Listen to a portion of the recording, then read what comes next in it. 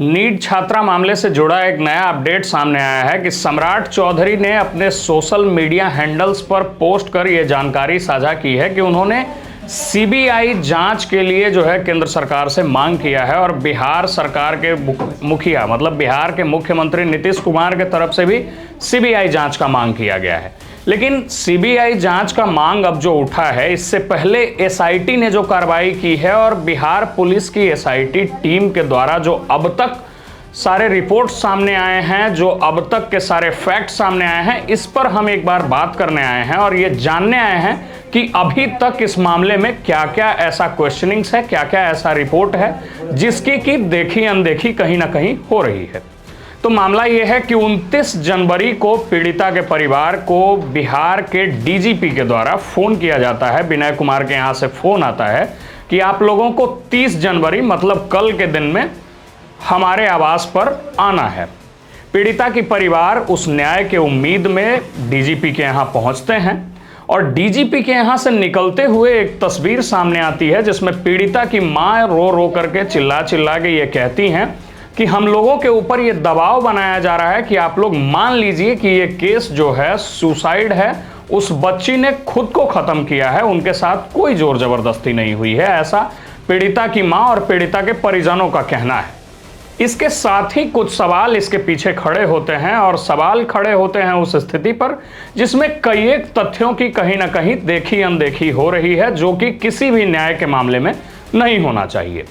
अब कल यानी 30 जनवरी को पीड़िता के परिवार को उसकी मां, उसके भाई, उसके मामा जी सब लोग डीजीपी के यहां पहुंचते हैं और वहां से एक आक्रोशित तस्वीर निकलती है। वो कहते हैं कि उनको बिहार सरकार पर यकीन नहीं है, बिहार पुलिस पर यकीन नहीं है।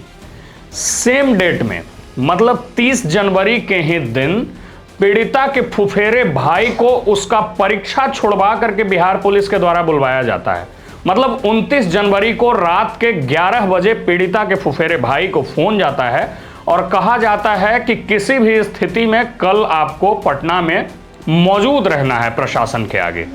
पीड़िता का फुफेरा भाई कहता है कि उसका परीक्षा है, वो मौजूद नहीं रह पाएगा। बावजूद इसके पीड़िता के फुफेरे भाई का कहना है कि मेरे परीक्षा को छुड़वाकर दबाव पूर्ण ढंग से हमको बुलाया गया है। अब इस चीज में जिन तथ्यों की अनदेखी हो रही है उसमें यह भी है कि अगर ये मामला सच में सुसाइड का ही था, आत्महत्या का ही था, हम एक वक्त के लिए मान लेते हैं कि उस बच्ची ने खुद को ही खत्म किया था, तो जब उस बच्ची की मृत्यु हुई तो उसके बॉडी पर जो मल्टीपल इंजूरीज का निशान है वो कहां से आया? क्या ये सवाल नहीं है? क्या ये सवाल नहीं है कि अगर ये मैटर सुसाइड का ही था और एसआईटी को ये बात पता था तो 15 परिजनों का ब्लड सैंपल क्यों लिया गया? मतलब 15 लोगों का ब्लड सैंपल क्यों लिया गया? और अगर बिहार पुलिस के डीजीपी का या बिहार पुलिस का यह मानना है कि यह मामला टोटली आत्महत्या या सुसाइड से जुड़ा हुआ था, तो फिर मनीष रंजन जो मालिक था उस बिल्डिंग का, उसकी गिरफ्तारी क्यों हुई है? अगर यह मामला आत्महत्या का ही था तो इस मामले में उस पीड़िता की मां का सैंपल क्यों लिया गया है? इसमें पिछले 20 दिनों से क्या खोजबीन किया जा रहा था? और अगर यह मामला आत्महत्या का ही था तो इसमें रोशनी कुमारी जो एसएचओ थी चित्रगुप्त नगर थाना की, उनका और निशांत झा जो कि कदम कुआं थाना के प्रभारी थे, उन दोनों का सस्पेंशन क्यों हुआ? जब ये आत्महत्या ही था तो फिर इतने लोगों का जो सैंपल लिया गया वो क्यों लिया गया? जो दो अधिकारियों का सस्पेंशन हुआ वो क्यों हुआ? मनीष रंजन की गिरफ्तारी क्यों हुई? और साथ साथ ये भी सवाल उठता है कि बिहार पुलिस की एफएसएल का जो रिपोर्ट है, एफएसएल जो है वो बिहार पुलिस के द्वारा संचालित किया जाता है और उसके भी मुखिया बिहार पुलिस के डीजी और डीजीपी होते हैं। एफएसएल की ये रिपोर्ट आई है कि उस बच्ची के अंतर्वस्त्र पर मानव शुक्राणु पाए गए हैं, मतलब मेल स्पर्म पाया गया है। क्या एफएसएल गलत था?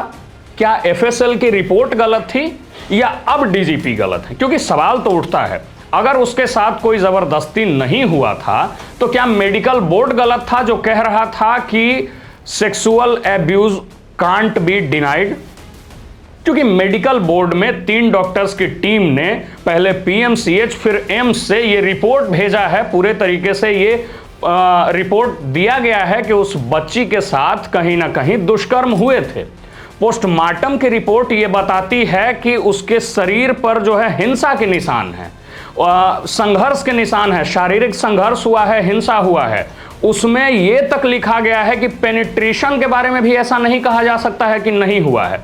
तो क्या मेडिकल बोर्ड गलत था, क्या एफएसएल गलत था, या वो एसआईटी गलत थी जो इतने दिनों तक मामलों को बरगलाती रही और आखिर में आकर के कह दिया गया कि उस बच्ची ने आत्महत्या किया है।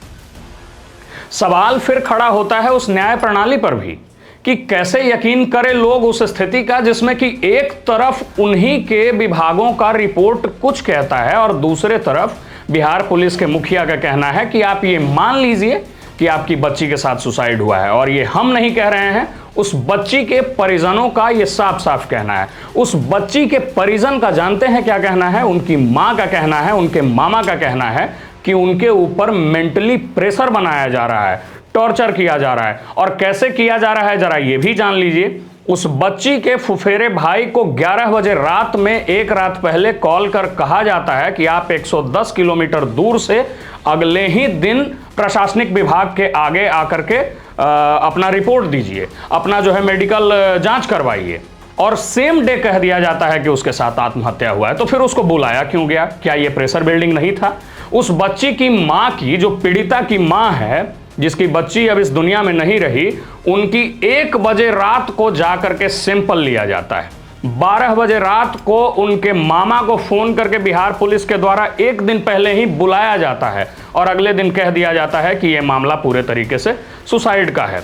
तो क्वेश्चनिंग्स तो कहीं ना कहीं उठेंगे। इस मामले में सवाल यह भी उठता है कि अगर सीबीआई जांच होनी ही थी तो फिर इतने दिन तक एसआईटी क्या करती रही? और क्या यह सवाल नहीं है कि इस मामले के 21 दिन, लगभग 21 दिन बीत जाने के बाद सीबीआई को जब यह मामला सौंपा गया है और उसके परिजनों के द्वारा यह आरोप निरंतर लगाया जा रहा है कि एसएचओ के द्वारा और एएसपी अभिनव के द्वारा जो है वहां पर सबूतों को नष्ट किया गया है, तो अब इस मामले में 21 दिन बाद सीबीआई आकर के क्या जांच करेगी? यह भी क्वेश्चनिंग्स कहीं ना कहीं उठता है।